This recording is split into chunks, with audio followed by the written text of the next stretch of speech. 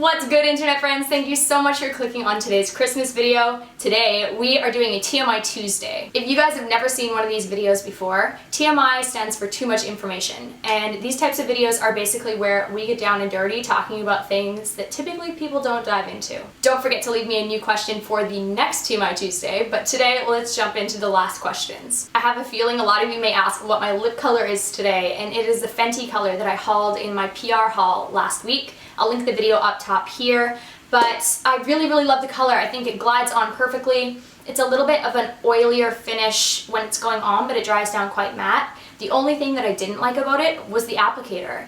Like I said in the PR video, it's kind of nubby and weird, and it felt like I was applying the lipstick using like a pencil eraser almost.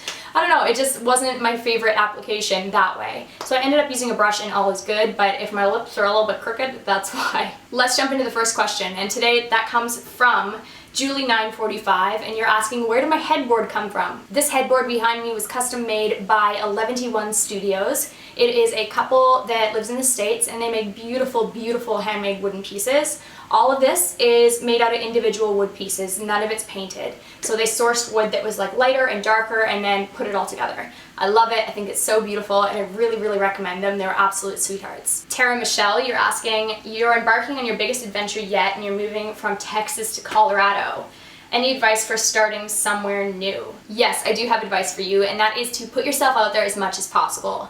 And I wish that I had done that when I first moved to Australia, but I didn't really, I don't know, I just never really thought about it in that way. I was young and I had never really had any problems meeting people because I met people through school or through work, and then all of a sudden I worked for myself and I was living in a new country, and it was like, holy shit, I'm not meeting anybody.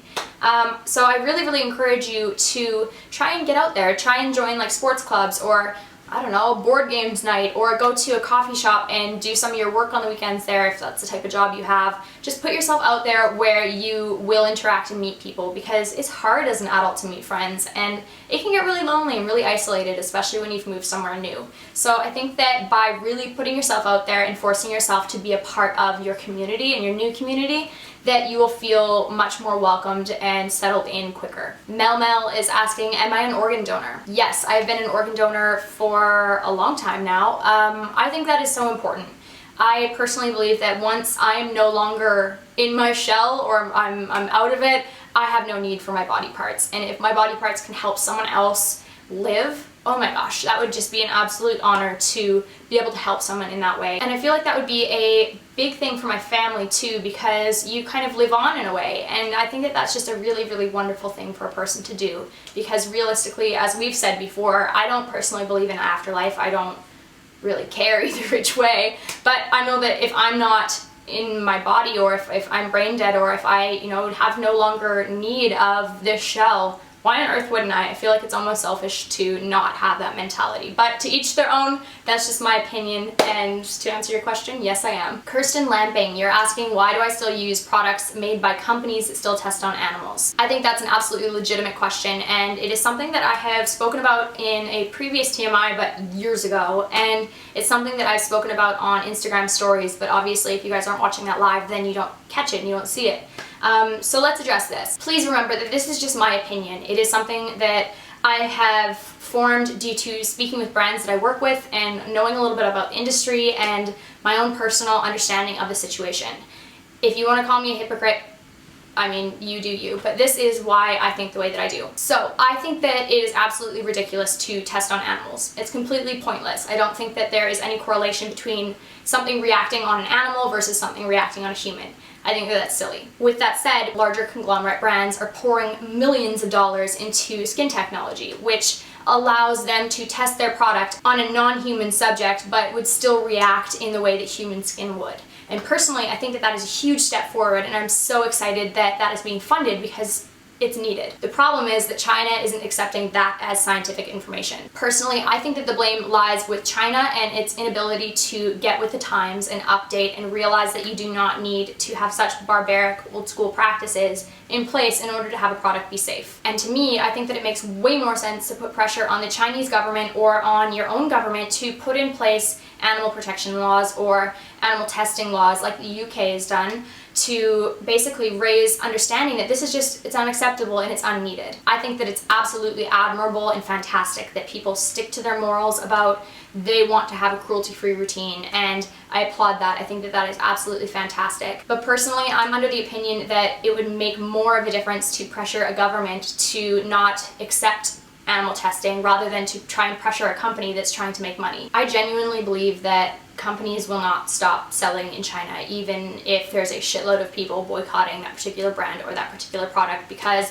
that is a drop in the bucket compared to what they're making in sales in China. They're probably going to choose that market to sell to. So it's morally, it's not right, but I mean, from a business standpoint, I understand why businesses do that. And that's why I think it's so important to put pressure on government and your local MPs or anyone in a power position to basically encourage China to stop freaking doing that. That they don't need to be using that type of testing anymore. There's so much new technology that you're able to use that don't involve animals whatsoever, and the results are even more true. So why would you not use that particular way of doing it? With my personal products that I create, I have absolute control over whether or not that is vegan and cruelty-free, and personally that's what I chose to do because I do think that that's very important. But I can't speak for other brands, and being straight up, I am receiving monetary compensation for featuring brands that do sell in China, and realistically I would not be able to do any of this if I did not continue receiving payments. I don't think that that's a viable thing for the type of channel that I have, so if this wants to continue, that is just what happens. So if you don't agree with that, I totally understand and respect you for it, but that's my opinion and that's why I operate the way that I do. Bree Bran is asking, how did I go about developing my sense of style? My style has changed like crazy over the years, and I love that. I am such a style chameleon. I love doing different looks. I think it is so much fun. Life is way too short to look the exact same way forever. And I think that that is really, really intimidating to some people, and they don't like that because people don't like change. I know that a lot of people leave the comment like, oh my god, you've changed so much since you started your channel. Fuck yeah, I have. It's been 7 years, dude. Like, if I didn't change, that would be the problem. I enjoy having constant change in my life, visually and mentally, and there's always evolving, there's always growing. And with my sense of style, I think that that's really transformed from very girly and young to more edgy and adult and older. I don't know. I mean, I still have a lot of fun with my wardrobe, but I'm wearing a lot less like Barbie style clothes. When I first started my channel, a lot of what I was wearing was because that's what I was gifted, and I made no money, and when I got free clothes, it was like, oh my god, I got free clothes, amazing. And those were the type of websites that were gifting me clothes. That was just the style that was available. And I loved that whole Barbie, bleach blonde hair, kind of bubbly kind of clothing. And I felt like I was dressing that way because it was almost overcompensating for the fact that I just didn't wear stuff like that in high school. I never was brave enough to be feminine, and it was so much fun to be able to express myself as a woman. And then I started to kind of more refine my style. I was living in Australia and I wanted comfort, so I kind of did a little bit more of the bohemian look for a while. I absolutely still love that, and I still wear a lot of those things. And I think my style now is a lot more just refined to things that I know look good on me or that I like. I wear a little bit less trendy items and a little bit more like better quality, keep for a long time items. If I do have a trendy item, a lot of the time it's more like an accessory or things like that that I can easily kind of upcycle and then do a new one the next season. But yeah, I think that over the years my style has kind of gravitated more towards just being put together. But I love different kind of genres within style. Like I love looking like a little punk rock kid one day, or like a put together like stylish lady the next day, or I don't know. I like that change. I think it's fun to play into a different character every day with your look. And so yeah, my style will always continuously change because I find that so fascinating and so fun. Cynthia Tienda is asking, how many languages can I speak or understand? I can understand a bit of French and a bit of Spanish. I took, how many years? Grade 8, 9, 10, 11, like 3.5, 4 years of French immersion. If you guys don't know, French is the second language of Canada, and so a lot of us learn French growing up. I wasn't very good at French, unfortunately, so I understand a lot more what's being said to me, but I can't really respond very well. And then Spanish is so similar to French that I just naturally pick up on a lot of different Spanish stuff. Also, my mom's been studying Spanish for like, I don't know, 5+ years, and so I always hear her studying and I always learn little things through that. And we travel to Mexico often, so I've kind of been immersed in Spanish often, so there definitely is a lot of things that I'm familiar with. But yeah, I'm an English speaker. I wish I could speak more languages. That'd be so cool. I have the utmost respect for people that are multilingual. The last question today is from Nikki, and she is asking, what is something difficult about YouTube that you wouldn't necessarily have to deal with in real life? That is a really good question. So I think that something that I deal with in YouTube life, that a lot of YouTubers deal with in YouTube life, is that people take your word for complete face value. Like, if you've said one thing, that is the only opinion you're ever allowed. You're a hypocrite if you ever change your mind. That's crazy. That's absolutely crazy. There might be something that I said 5 years ago that at that point in my life I genuinely believed, and that was what I thought and that was my opinion, but that doesn't mean that that can't change when I grow older or mature, or I get a different opinion or whatever. I'm allowed to change my mind. I'm allowed to have a different opinion. Everybody is. But it definitely can get difficult sometimes because people just really hold you accountable for nitpicky things, and it's like, fuck. It's really strange. Like, for example, once in a video in passing I mentioned that I didn't use pads. And in my head, I didn't use pads like just a pad. Like, it was my only collection method. I don't like put on a big pad and just have the pad. That's what I was trying to say.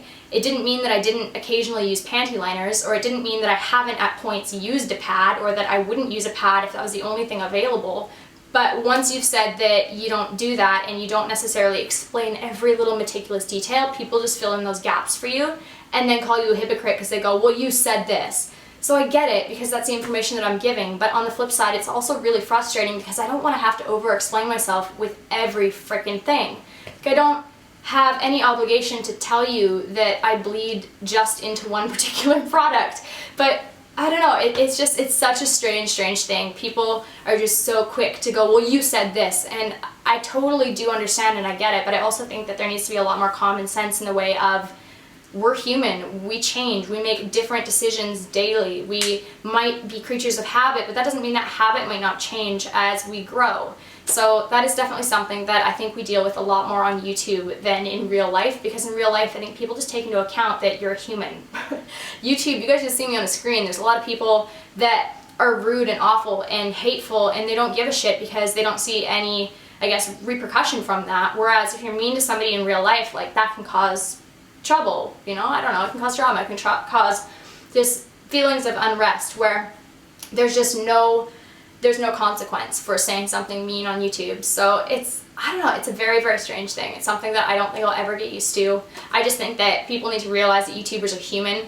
We are not perfect people, and it's just somebody sitting in a fucking room alone talking to a camera. They're allowed to change their mind, they're allowed to grow, they're allowed to mature, and have different opinions throughout their life. Oh my gosh, that was an awesome TMI Tuesday, guys. Thank you so much for all of your questions. Don't forget again to leave a question for the next TMI Tuesday down in the comments down below. Ask anything, if you want advice, anything, it doesn't matter, let's talk. Thank you so very much again. Don't forget, I'll see you tomorrow with a new Christmas video. Bye!